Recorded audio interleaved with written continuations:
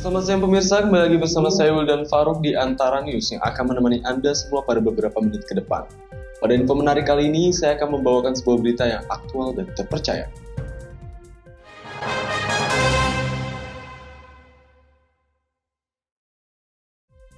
Kenaikan harga bahan baku pangan seperti minyak goreng, gula pasir, telur, dan beras menjadi kegiatan rutin menjelang bulan Ramadan. Kenaikan ini terjadi di berbagai daerah di Indonesia. Sejumlah pembeli merasakan hal ini sangat berdampak pada kehidupan sehari-hari. Para pembeli merasa keberatan dengan adanya kenaikan harga minyak serta sulitnya untuk mendapatkan minyak di pasar. Ya, yang jelas buat semua pasti akan keberatan ya. Karena apa? Sekarang kan lapangan kerja aja susah. Banyak orang yang pengurangan kerja. Anggaplah uangnya susah, tapi pengeluarannya dengan harga naik, harga minyak naik aja berpengaruh ke semuanya naik. Mungkin keinginan saya dan semua masyarakat itu distabilkan kembali ya, sesuai dengan pendapatan ya. Lapangan kerja istilahnya dipermudah lagi, harga-harga distabilkan lagi, gitu aja. Menurut salah satu pedagang di Pasar Induk Bogor, ia merasakan kerugian yang cukup signifikan dengan adanya kenaikan harga pangan yang disebabkan karena kelangkaan bahan baku yang tersedia di pasar. Sebenarnya sih kelangkaan barang kalau menurut saya sih. Jadi barang jarang gitu. Kedua ya ada oknum yang kadang-kadang kalau hari-hari kayak gini mah. Ya kalau untung sih ada ya. Cuma ya mungkin nggak normal. Harga sebelum bulan Ramadan kemarin 14 per kilo minyak ya bagus, penjualan bagus. Tapi setelah naik lagi tuh pembeli agak ya gitu lah. Menurun gitu ya? Menurun 50% kira-kira.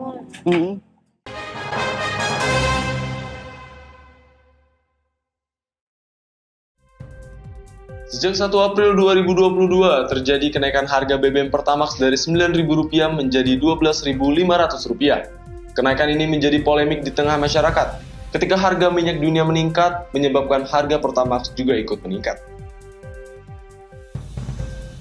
Banyak masyarakat yang merasa dirugikan dengan adanya kenaikan harga BBM. Masyarakat mulai beralih dari Pertamax ke Pertalite. Dikhawatirkan nantinya jika ada kelangkaan Pertalite akan menyebabkan kericuhan. Kenaikan harga ini menjadi sebuah kerugian bagi ojek online dikarenakan tarif argo dan harga BBM yang tidak sesuai. Pertama, otomatis kayak pengambilan jarak jauh kita pikir-pikir ulang karena argo dengan bahan bakar juga nggak masuk. Sebenarnya kalau kita disuruh menggunakan Pertamax ya udah gitu. Ya alhamdulillah masih ada Pertalite ya. Seperti itu. Harapannya kalau bisa sih semuanya kan bisa stabil lagi ya, nggak hanya BBM ya. Gitu karena memang mungkin negara sedang membutuh uang karena kemarin kan banyak yang harus dikeluarkan untuk masyarakat seperti itu.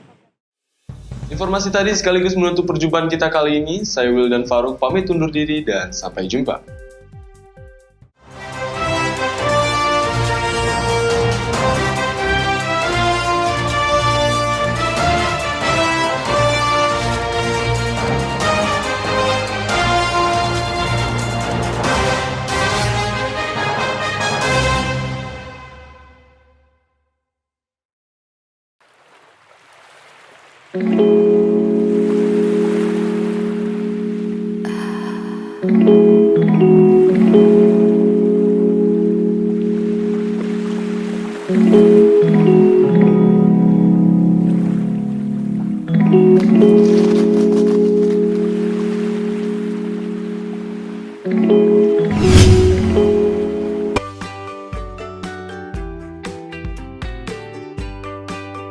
Duh, ribut sama Besti emang gak enak banget nih. Tapi tenang aja karena ada cemilan dari Mama Ios. Nah, cemilan dari Mama Ios ini banyak banget variannya nih. Kalau yang aku makan sama Fani, ini ada dari potato karamel. Rasanya itu ada manis, pedas, dan juga enak banget. Dan bisa balikin mood lo dan juga Besti lo. Yuk, cepetan beli di cemilan Mama Ios.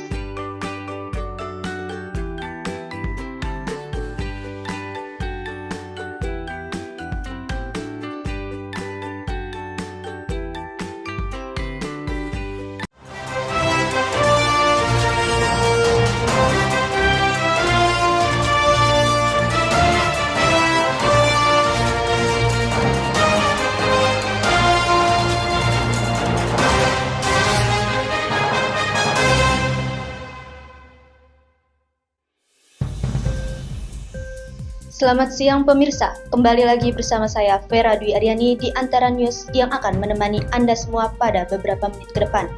Pada info menarik kali ini, saya akan membawakan berita yang aktual dan terpercaya.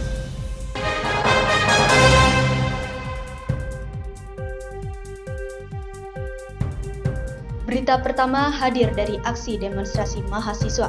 Senin 11 April 2022, demonstrasi mahasiswa yang dipelopori oleh Badan Eksekutif Mahasiswa atau BEM-SI digelar di depan gedung DPR RI. Setidaknya ada lebih dari 1.000 mahasiswa turut memadati gedung DPR RI beramai-ramai menyuarakan tuntutannya, termasuk soal penolakan penundaan masa pemilu 2024 dan masa jabatan presiden 3 periode.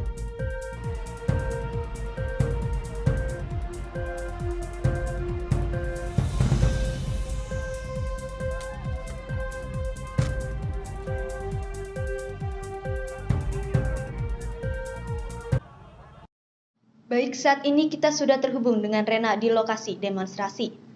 Baik Rena, bagaimana situasi dan kondisi masa aksi di lokasi kejadian saat ini? Saat ini saya sedang berada di Jalan Senayan, tepatnya di depan gedung DPR pada pukul 15.23 waktu Indonesia Barat. Di mana di belakang saya ini terdapat aliansi mahasiswa BEM seluruh Indonesia yang akan menyampaikan tunjukan-tunjukannya untuk penundaan pemilu 2024 ini. Ya, adapun goals dari aksi ini yaitu yang pertama, menarik keluar ketua atau wakil ketua DPR untuk diberikan kajian.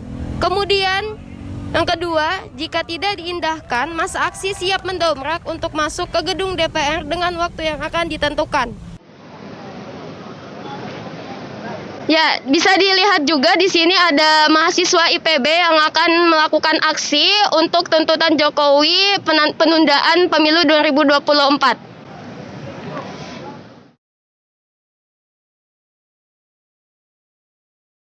Baik, apakah ada pengamanan yang ketat dari aparat saudari Rena? Ya, Vera, pantauan saya sejumlah aparat Polri dan TNI saling bersinergi untuk menjaga di lokasi, khususnya menjaga lalu lintas agar tetap terpantau dengan lancar.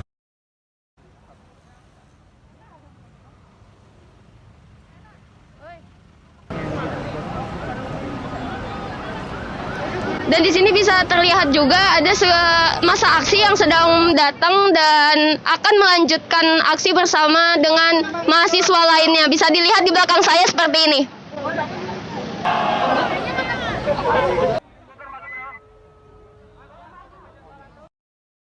Baik Rena, terima kasih atas informasinya.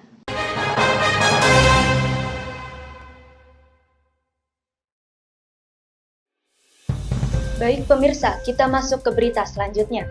Layanan transportasi darat atau dikenal dengan BIS kita mendapatkan antusiasme yang baik oleh masyarakat Bogor dan sekitarnya.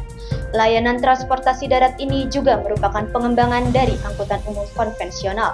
Dan dikabarkan pada tahun 2024, layanan transportasi darat angkutan umum akan beralih menjadi BIS kita guna membangun transportasi darat yang baik dan juga nyaman untuk masyarakat. Baik, saat ini kita sudah terhubung dengan rekan kita Fani yang akan melaporkan dari lokasi kejadian. Baik, Vera, apakah sudah tersambung ke studio? Ya, sudah terhubung dengan baik, Fani. Dan pemirsa, saat ini saya sedang berada di dalam bis kita, Koridor 6 jurusan Parung Banteng menuju Air Mancur. Nah, estimasi perjalanan dari Parung Banteng ke halte Air Mancur itu kurang lebih sekitar 45 menit dengan jarak tempuh 21 km. Itu pulang pergi. Nah, untuk layanan bis kita sendiri, ini tuh masih gratis. Nah, beruntung banget untuk masyarakat Bogor bisa menggunakan fasilitas bis kita ini sebagai alat transportasi umum. Baik Fani, bagaimana cara agar kita mengetahui jadwal dan juga rute perjalanan jika kita ingin menggunakan layanan transportasi darat bis kita ini? Baik Vera dan pemirsa, untuk layanan terkait informasi mengenai bis kita, jadwal keberangkatan, rute perjalanan dapat diakses melalui aplikasi Teman Bis yang dapat di-download di App Store ataupun Play Store. Untuk jumlah penumpang yang dapat terpenuhi dalam satu unit bis itu sebanyak 30 penumpang. Namun untuk saat ini karena adanya masih adanya PPKM, maka jumlah penumpang mengalami pengurangan menjadi total sebesar 70%. Kita memberikan pelayanan yang cukup nyaman, bersih, dan aman. Dan di setiap unit bis terdapat CCTV yang memberikan rasa keamanan bagi masyarakat. Namun masyarakat juga tetap harus berhati-hati dalam menjaga barang bawaannya. Baik Vera dan pemirsa, sekian informasi terkini yang dapat saya sampaikan di lokasi terkini. Saya Fani, kembali ke studio. Baik Fani, terima kasih atas informasinya.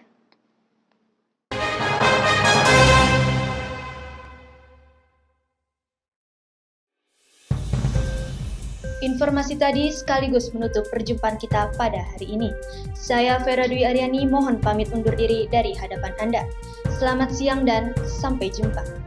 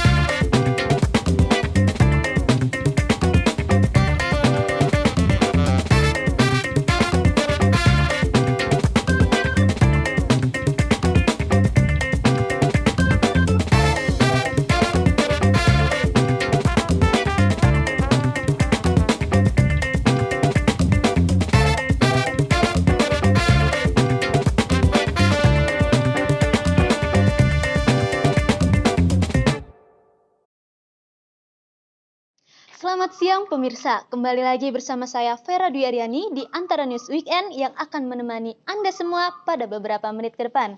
Pada berita kali ini, saya akan membawakan informasi yang menarik dan juga terpercaya.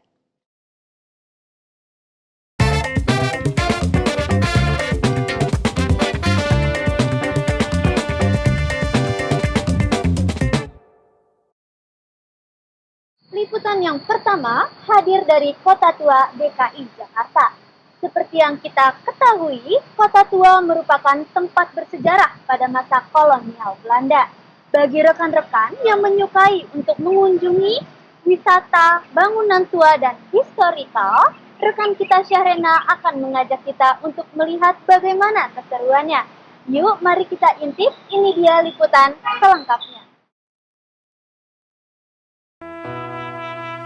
When I need motivation, my one solution is my queen, cause she stays strong. Yeah, yeah, she is always in my corner, right there when I wanna. All these other girls are tempting, but I'm empty when you're gone. And they say, do you need me? Do you think I'm pretty? Do I make you feel like cheating? Halo pemirsa semuanya, wah bagaimana nih puasanya hari ini? Tentunya masih pada kuat dong. Nah, hari ini aku akan mengajak pemirsa semuanya untuk berwisata ke salah satu tempat favorit di Jakarta, yaitu Kota Tua. Pastinya pada penasaran dong. Yuk ikutin aku terus, tetap di Antara News Weekend.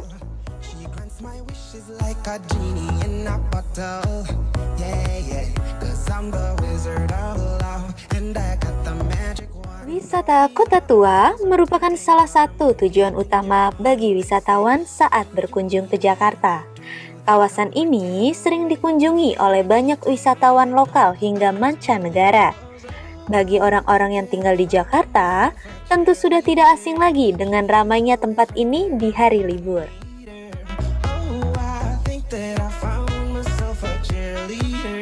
Wisata Kota Tua Jakarta menyuguhkan berbagai arsitektur bersejarah yang merupakan peninggalan masa penjajahan Belanda. Sebagai kawasan dengan bangunan-bangunan tua, maka terdapat begitu banyak spot menarik untuk berfoto bagi semua kalangan.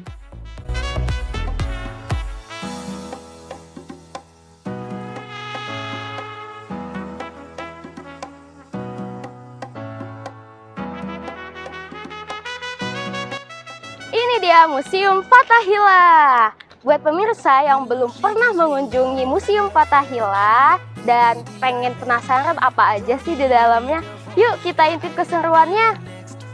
Mama loves you too, she thinks I made the right selection. Now Wisata Kota Tua Jakarta yang paling utama tentunya adalah Museum Fathahillah. Museum Fathahillah merupakan ikon utama dari wisata Kota Tua Jakarta. Karena banyak sekali orang-orang yang berfoto di halamannya. Apalagi museum ini merupakan saksi bisu nih dari perjuangan masyarakat Indonesia dalam mencapai kemerdekaan.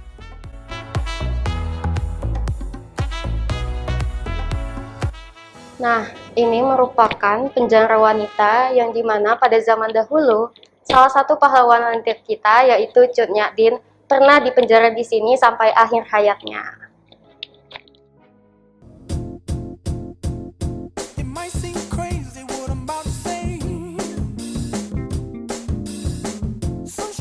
Museum ini dulunya merupakan gedung balai kota yang juga sekaligus sebagai ruang pengadilan. Bahkan ada juga penjara bawah tanah nih. Hal ini menyebabkan masih banyak barang-barang peninggalan dari zaman Belanda yang terdapat di dalam Museum Fathahillah. Dulunya, Museum Fathahillah lebih terkenal disebut dengan Museum Batavia pada zaman penjajahan VOC.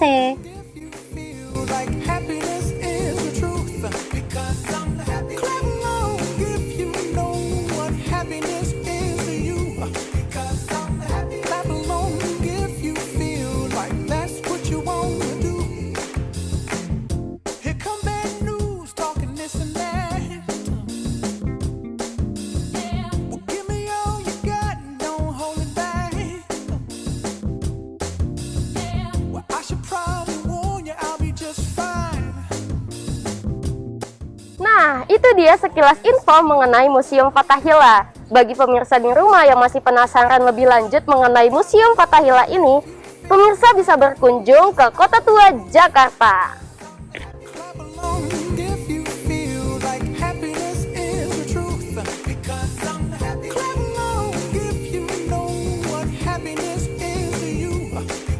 Nah, dan sekarang kita berada di tempat terakhir, yaitu Kali Krukut. Nah, pemirsa bisa kita lihat di sini di belakang aku ada Kali Krukut, dan ini tempatnya sangat indah banget buat para pemirsa yang ingin mendapatkan spot-spot foto terbaik, dan tentunya ini Instagramable banget nih pemirsa.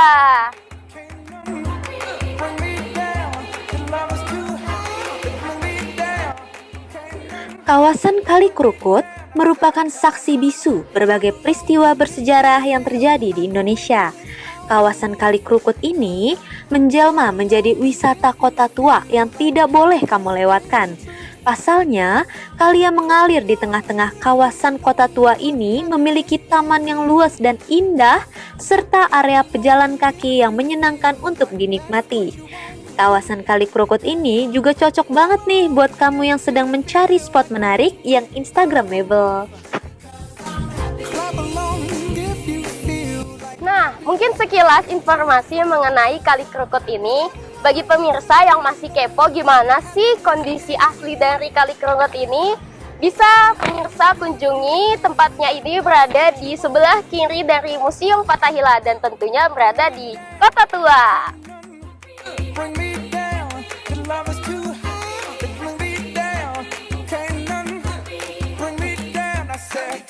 Wah, gimana nih pemirsa? Tertarik bukan untuk bernostalgia kembali di Jakarta Kota? Nah, bagi pemirsa yang belum pernah berkunjung ke Kota Tua, wah wajib banget nih merasakan suasana dan keindahan dari Jakarta Kota ini. Yuk kita isi waktu menunggu berbuka ini dengan wisata ke Kota Tua. Saya Syanrena melaporkan dari Kota Tua, Jakarta.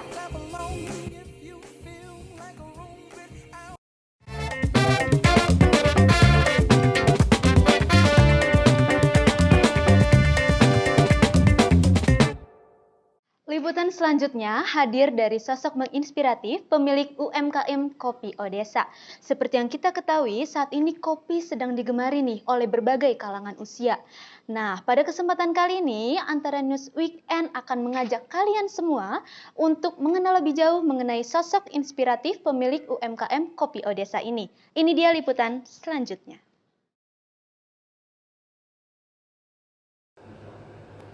Pecinta kopi pasti tertarik mengenai iklannya kita kali ini. Saat ini kita akan bertemu dengan Pak Mulena, pemilik UMKM Kopi Odesa Bogor. Beliau merupakan salah satu pecinta kopi yang menuangkan kecintaannya hingga memiliki bisnis kopi. Kopi yang dihasilkan yaitu terdapat 2 jenis, Arabica dan Robusta. Selain menjual produk kopi, beliau juga membuka pelatihan membuat kopi.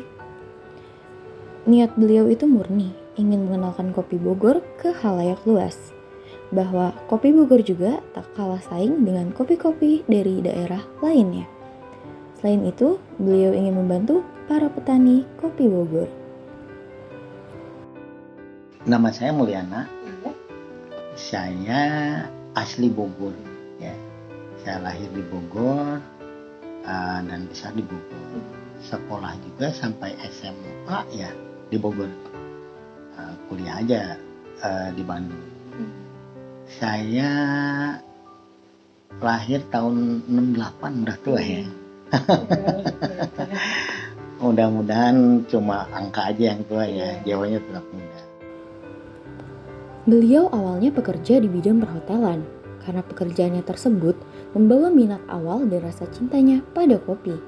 Hingga ia tak sadari, sedikit demi sedikit, ia mengumpulkan alat-alat hingga biji kopi untuk dibawa sampai ke Indonesia.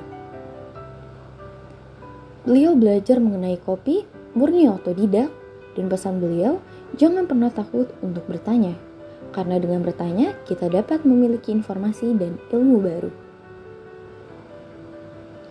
Hingga pada tahun 2017, ia membuka bisnis kedai kopi di Bogor dengan nama Premium Bogor. Namun sayangnya, bisnis tersebut tidak dapat berjalan dengan baik dan hanya dapat bertahan hingga 1 tahun saja. Kegagalan bukan merupakan suatu kendala menurut Pak Mulyana. Dia menyadari masih banyaknya kekurangan dalam bisnis kedai kopinya. Akhirnya, beliau memutuskan untuk memproduksi kopi sendiri dan mendistribusikannya kepada konsumen. Dengan bermodal ilmu dan rasa cintanya yang sudah ia tanamkan, bisnis tersebut ternyata berhasil. Maka lahirlah Odesa, orang desa. Saya orang perhotelan. Saya kuliah di perhotelan. Kemudian saya sempat kerja juga di Jakarta. Dulu itu namanya Hotel Indonesia ya, sekarang Kempinski. Nah, tapi saya punya impian saya tuh simple sih, saya pengen ke luar negeri gitu aja. Alhamdulillah tahun 93 itu saya bisa ke luar negeri kerja di kapal pesiar. Selama kerja di luar itu kan kita ke beberapa negara gitu ya. Nah, saya di situ mulai tertarik untuk minum kopi. Nah, jadi saya suka kalau ke negara ini saya mampir beli kopi. Gitu aja sih awalnya sih, cuma seneng aja gitu biar kayak gitu. Nah, mulai tahun-tahun 2000-an lah kali ya. Saya suka kalau mampir ke negara-negara tertentu yang ada alat-alat kopi, terutama Italia.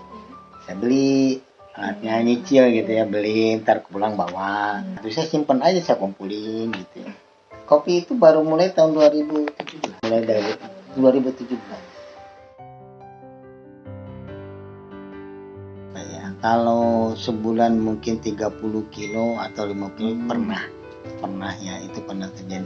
Cuman kesininya kita bisa masih ini aja lah.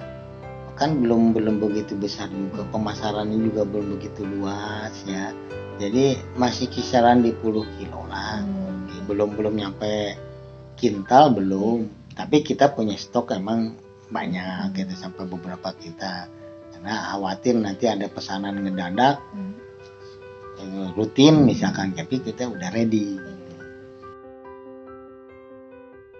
Harapan saya untuk rekan-rekan yang UMKM atau yang punya bisnis tertentu, cintai apa yang sedang dilakukan dan syukuri hasilnya, and be happy with you have.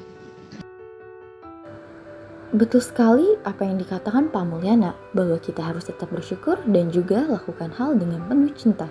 Karena dengan begitu segala hal yang dilakukan akan berjalan dengan baik. Do what you love and love what you do. Sekian informasi yang dapat kami sampaikan, kami pamit undur diri.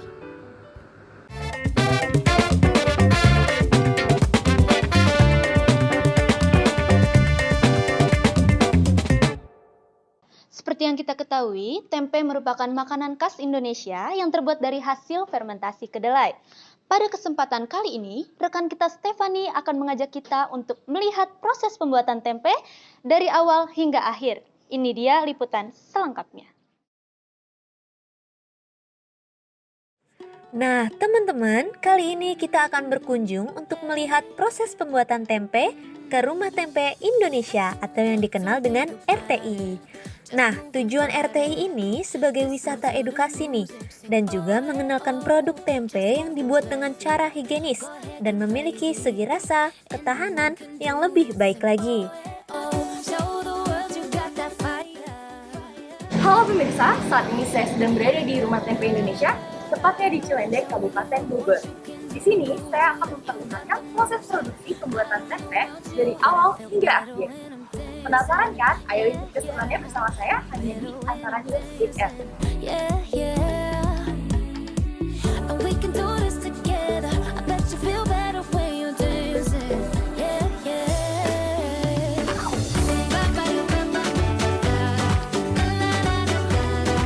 Suasana pabrik yang nyaman di sini dan juga sirkulasi udara yang segar membuat cahaya dapat masuk dari berbagai jendela.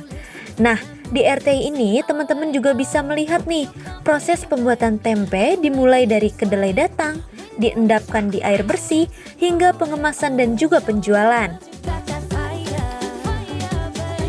Nah, dapat dilihat di sisi kanan Anda, di sini ada ruang untuk proses basah dari produksi tempe. Proses produksi tempe terdapat 11 step. Yang pertama itu kita memilih suplai kedelainya terlebih dahulu. Lalu yang kedua, lakukan pencucian kedelai. Dan yang ketiga, lakukan perendaman dan perebusan kedelai sampai 2 hingga 3 jam. Lalu setelah itu direndam kembali agar asamnya keluar. Setelah asam laktatnya keluar, lakukan pemecahan kedelai. Dan setelah itu dicuci kembali agar kotoran dan kedelainya dapat terpisah.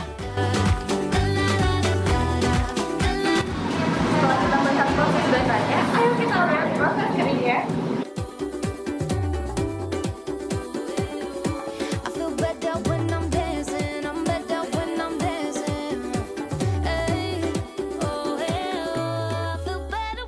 Setelah melalui proses basah dari produksi tempe, tahap selanjutnya kedelai dibawa ke ruangan proses pengeringan, yaitu mencampurkan dengan ragi.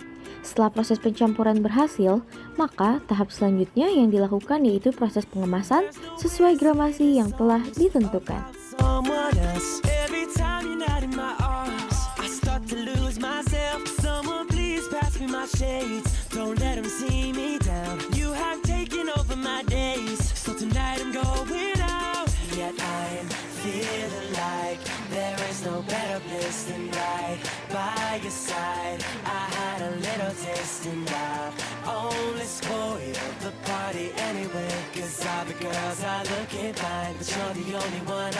Saat ini saya sudah berada di ruang fermentasi tempe yang dilakukan selama kurang lebih 4 hari. Ini merupakan tempe yang belum jadi, yang masih belum ada di dapurnya. Dengan itu, tempe yang sudah jadi dapat dilihat perbedaannya. Back with people, but your face is all I see. And the music's way too loud, but your voice won't let me be. So many pretty girls around, they're just dressing to impress. But the thought of you alone has got me running. Ingin membuat suatu tempat inovasi pembuatan tempe yang kira-kira nanti siapapun bisa melihat gitu, layak untuk dilihat. Mau dari akademisi, bahkan dari sini juga dari Kementerian Luar Negeri juga sudah pernah datang gitu kan. Gitu. Jadi ada keinginan untuk membuat suatu tempat inovasi pembuatan tempe yang sekiranya nanti ada tamu itu layak untuk dilihat. Rumah produksi ini berdiri pada 6 Juni 2012 dan dilengkapi dengan peralatan yang modern dengan fasilitas ruang yang memadai dan juga higienis di atas tanah seluas 170 meter persegi ini. Peralatan di sini pun diproduksi oleh Kopti sendiri loh dan dijual kepada pengrajin tempe. Wah, keren banget ya.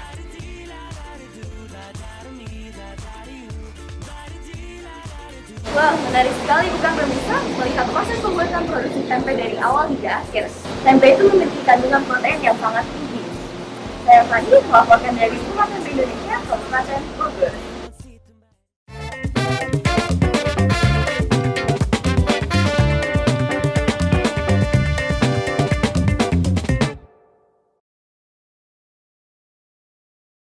Baik pemirsa, informasi tadi sekaligus menutup perjumpaan kita pada kali ini. Semoga episode kali ini dapat menambah informasi dan juga inspiratif bagi kalian semua.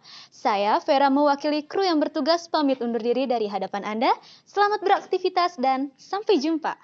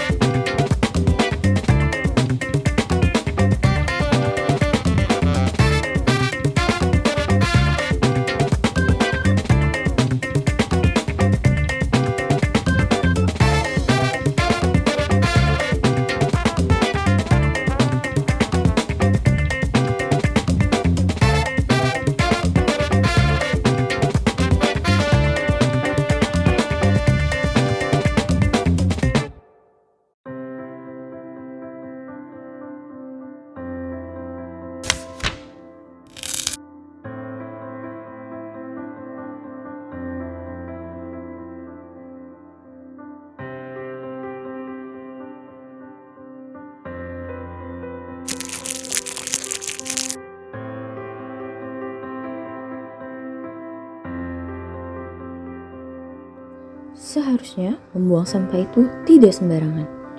Karena dengan begitu, dampak yang akan dirasakan akan mengganggu kelangsungan hidup manusia.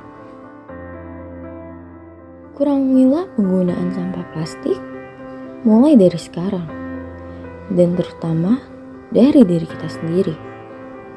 Kalau bukan kita, siapa lagi? Mari selamatkan dunia.